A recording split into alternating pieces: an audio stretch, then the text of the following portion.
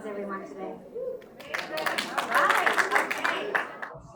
Need that energy because the tech gods were not with us in that moment, but that's okay. So, who was here when Aluba was talking yesterday about the cocktail? Okay.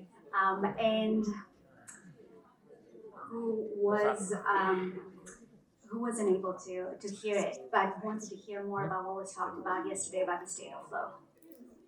Okay, all right. So we're going to talk a little bit about burnout. We're going to talk a little bit about flow.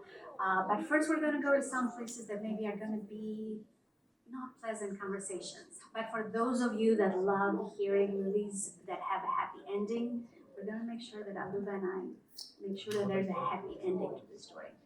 But first, we're going to start with Aluba. Tell us a little bit on your journey about burnout, whether it is your individual experience or whether it's the experience of the people that you have worked with. Yeah, so first of all, lovely to see everyone in the room again. Great to be here. Burnout is really a serious systemic issue across the whole world today. Just to give you an idea of some of the statistics, worldwide, the latest research shows about 42% of employees report symptoms. By the way, that figure in the US is 72%. So it's different in different geographies, so it's quite interesting as well. But it's a serious systemic issue that affects many people, and it's one that affected me personally as well. Around about 2012, I was working for HP at the time as a busy sales executive, and from an external perspective, somebody looking in might have thought I was at the height of my career. I had a number of years where I delivered almost 200% of my target. I'd been away to fancy locations for winter summits, all that type of stuff. So people would have said, okay, Luke was successful, he's doing well, etc. The truth was very far from that. And when it really struck home for me was I was at one of these winter summits in the Bahamas with my wife. Everyone was giving me these great, plaudits for how well I'd done. And I felt absolutely empty inside.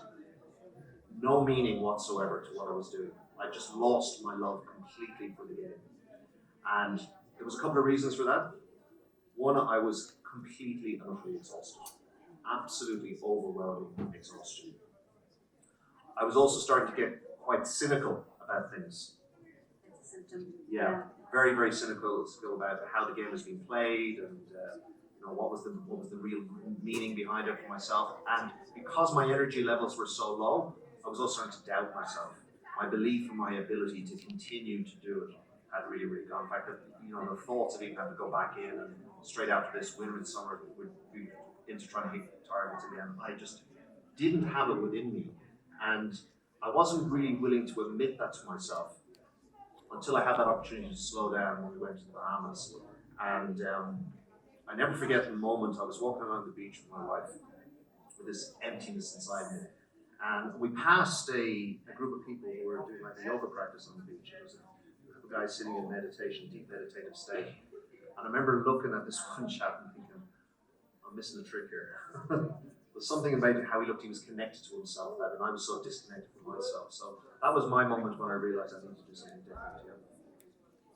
The moment where you realize that somebody's figured something out that you really want to figure out. Yeah. And what got you out of it? What was that journey in which, and I share it's a journey because I've been in a similar journey myself. Yeah. And I felt others had the answer, and I felt it was hidden under a stone, but I didn't know where the stone was. That would give me that answer. Yeah. I'd love to hear a little bit about your journey too, Jonika. I think for me, the moment of healing, the moment of recognition, was when I had to admit to myself, and this was, my identity wasn't really prepared for this, but to admit to myself that I no longer had it within me to give my best. And I needed to do something different. And it was that recognition and just that moment of truth and honesty with myself that then led to a number of different changes. I left HP after that and started doing things quite different in different areas. But it was I had to make that honest assessment of where I was at and realize I just didn't have it in myself to give my best at that point.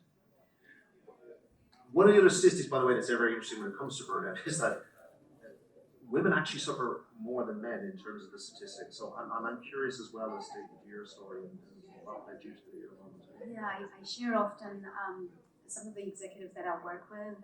There's a women's only group that has 20 plus years of work experience. And they come together and you look at their titles, CFO, CHRO, and I specifically wanted to lead a session and I called it Breadwinning plus Burnout. And in the research, to answer your question, Aluba, what was very interesting, I got to the point where I said breadwinning does discriminate. There's not as many women as we want in the space. Burnout does not discriminate. Many get it, but it does have favorites. It's got the favorites of women. It's got the favorites of those who really care and that's gender agnostic. And it's got favorites of the younger generation. So my own experience, I wasn't as aware of you, Aluba. Actually, it came when I was working with Sundar actually, and it was during I/O, it was during COVID.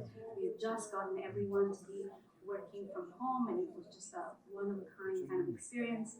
And meanwhile, at home, my kids were working from home. My dad was going through cancer.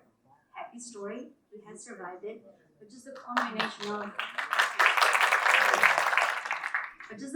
of everything. I thought I could do it all. I could lead a 3,000 person organization to work from home. I could tell my dad, make sure to be healthy. You're gonna kick the crap out of this thing. There is no cancer. Be a good mom to my kids.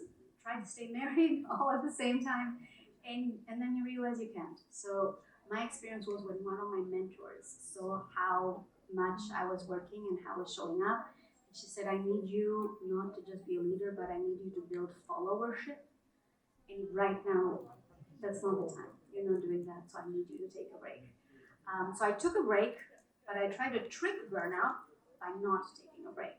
I took a break from work, and then I interviewed full-time for executive roles elsewhere. And burnout is not to be cheated. So when those roles did not come through, that's when I really crashed. So that was my moment. Yeah. And I think what you just said there is just want to mark it. Burnout is not to be cheated. So I'll share another story of a colleague of mine. I won't mention the company we were working for at the time, but I'll never forget the day. It was a Thursday afternoon in the office, and this individual was working on a very, very important bid and had been working incredibly hard over a long period of time.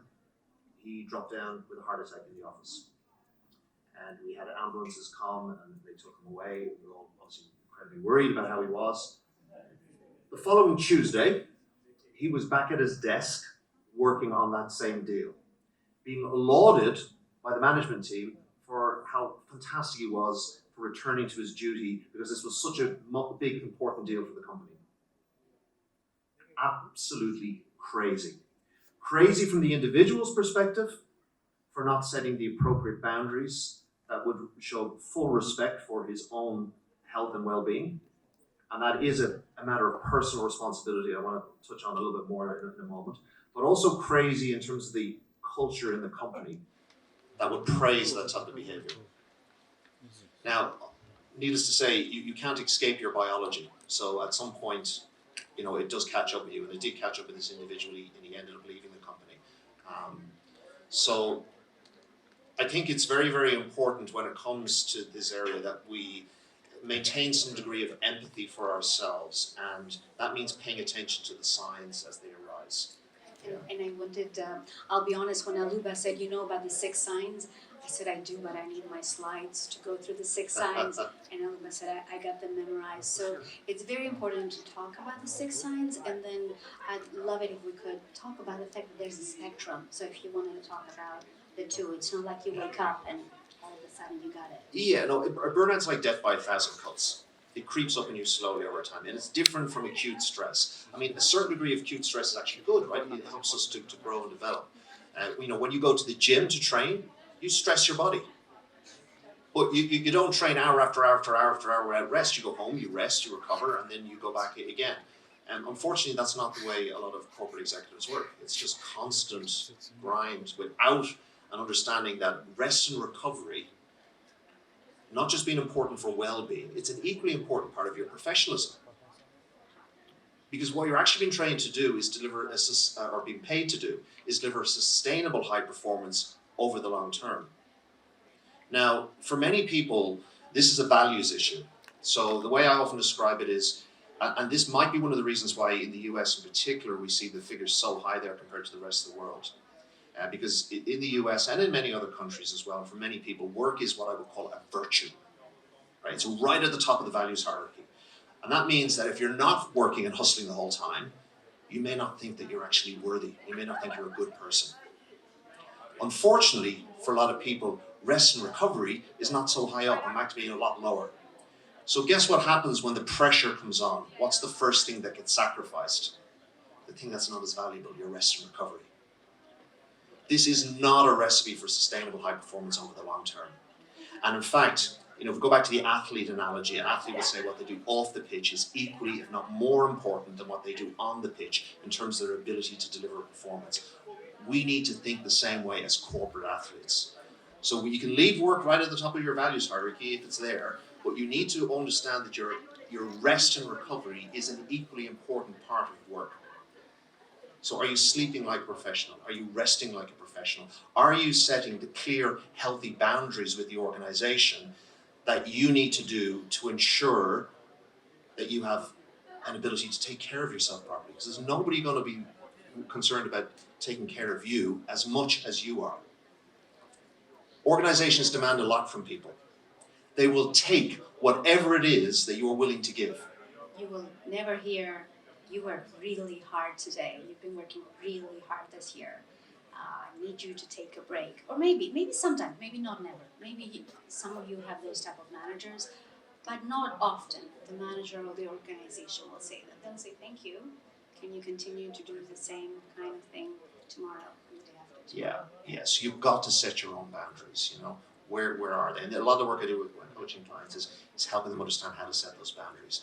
Now, to go back to your point about the 6 root causes, so beyond the symptoms, there's a lot of research done looking at what are the root causes of the burnout state. Now, this is really important to understand if you want to start to mitigate your risks. So work overload is often associated with burnout, and it is one of the root causes as well. But it's not the only root cause. A lack of control. If you don't feel that you've got control over what it is that's happening in your world, that can be a problem. So one of the hacks here is to come back to your own locus of control. What can you actually control or influence? And have some serenity against everything else that's beyond your control. Don't be engaging in worry and energy around that.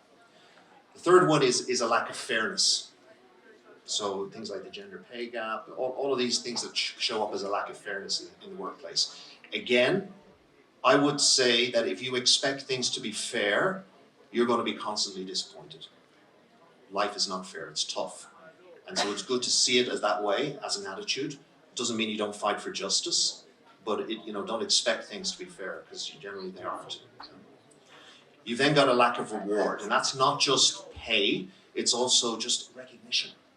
I see you. This is where you're strong.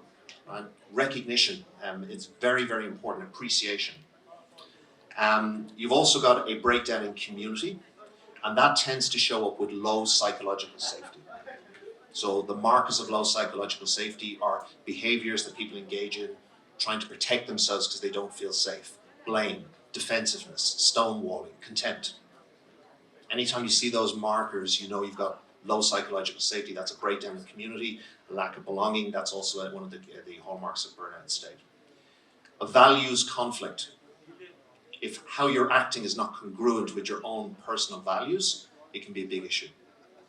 And this is why, I was a sales exec for many years. You would have certain reps would say, I want to be a conscientious objector to working on particular accounts. And maybe they're a pacifist and they're asked to work on something like a defense prime. And that would be a values conflict for them, right? So making sure that you're acting in congruence with your values. Also, if the company's corporate propaganda says our values are this, but the reality on the ground is something very different, you're going to have a values conflict there as well. So this is important to be aware of. What ones have I got through? I think you go through all of them, but I wanted to double click on one of them. There is an organization whose founder I've been working with and mentoring, Liz.al, that offers cultural intelligence therapy and multicultural coaching. The reason why I wanted to bring that up is because the element of community is such an important element that is lost with the expat and the immigrants. So when we leave our regions, we do not find that community. And when you just try to double click and try to find it in work, but you do not have a community of values, it doesn't have to be Albanians or Slovenians or that region, but a community that understands you. That is one of the levers that gets you out of it. That's what got me out of my own journey from burnout, recognizing that there was a life, the coaches like Aluba and writers and people that cared beyond the life in tech. So I just want to double click on the importance of community. But there's one question that I really want us to get to in the interest of time. Since I know that you work with many people in tech, in business, and beyond, what is the one common lie that you hear them tell themselves when they are encountering burnout? Great question. Just need to get to the end of this project.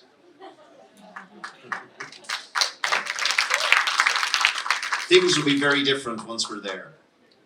Really? What's next after that? The next project.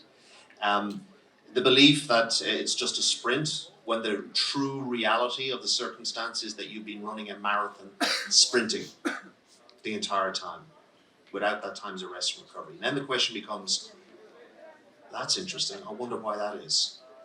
So what are some of the beliefs that underlie that type of attitude? One of them is the hero myth, you know. If I wasn't here carrying the weight, you know, this wouldn't happen. The fixer. I must be the fixer. I'm the savior of this company, you know. If, unfortunately, a tragic incident like my friend, you know, had the heart attack, if he hadn't have come back on that day, I'm sure that deal would have still gone through. Someone else would have picked it up. The company wouldn't have skipped a heartbeat. So we really need to come back to this idea of there's a radical responsibility that we each have as individuals for our own lives. And we need to take that responsibility seriously and set the appropriate boundaries if we want to, first and foremost, take care of ourselves. That is not to say that organizations also, in my opinion anyway, have a duty of care to their people. But we can't delegate that responsibility to the organization. We need to come back and we need to set those clear, healthy boundaries. So a lot of the coaching and work I do is trying to work through this with people. You know, how do you actually push back? Can you say no? You know, can you say no? And if you can't, well, and then the organization doesn't allow that, is this the right place for you? You know? And what is really entertaining is that I work with some pretty incredible individuals and organizations, and in some cases they feel like they cannot give themselves permission to say no, exactly what Aluba was sharing. So I started telling them to go to Amazon. I have 2 young kids, I think you heard that, and go buy a button that says yes or no. And literally press that button so they know they're giving themselves permission to say no, or they're giving themselves permission to say yes. I'm gonna take a day off today and go to the spa or go to relax. I don't want you to take away from this that a one day at the spa or one day for mani pedi is going to heal a burnout that's been accruing for a very long time. But I do want each of you to give yourself and your organizations permission to be human. I feel like we've lost the understanding that we're human. We're working like we are not, like our capabilities are limitless. And with the 1.5 minute that we've got left, I'd love to ask you, Aluba, in an ideal world, if HR had a magical wand and we had performance and we had velocity and people were happy, what is the one thing where the toolkits that HR could wand? Well, if HR had that power and could wave the wand, and the world would be very different. I think the way how we measure things is very, very important. How we set, our approach at the very start of the year. Often it's set on goals, and then we just all move towards that. What if it was set on our capacity? You know, I was a martial artist for many, many years, and when I would go to train in the gym, would never train at 100% the way it would in the ring, because you're going to get injured, right? So it was always around about 65 to 70%, and then you save your best for the ring. Equally, a computer doesn't run at 100% capacity the whole time. You know, you've got something in reserve. So why do we set up our teams where they're expected to be at 100% and beyond? It's crazy, you know. We should be looking at like it's 85% and we've got 15% in reserve there. And for, you know, when we have a fire drill or for training or whatever it happens to be. And when we find ourselves at 95 to 100, how does HR then come in to say, okay, well, what projects get dropped here? or what new hiring needs to happen, or how do we actually, increase the capacity within the system. Because what I see time and time again, and this goes back to a lot of people not being able to say no, but also organizations just pile on one project after another, lack of prioritization, and then, you're just way over capacity with people. And over time, that's why we have the systemic issue that we got. It's a serious systemic issue, unfortunately, across the corporate world today. All right, and that is our conversation. To be continued upstairs, we're going to do a workshop where we take in the next 40 minutes, we can go deeper into burnout and some other cycles of change and transformation. But for now, I just wanted to really thank Aluba for yesterday and today and for all the things. Thank you. Thank you all.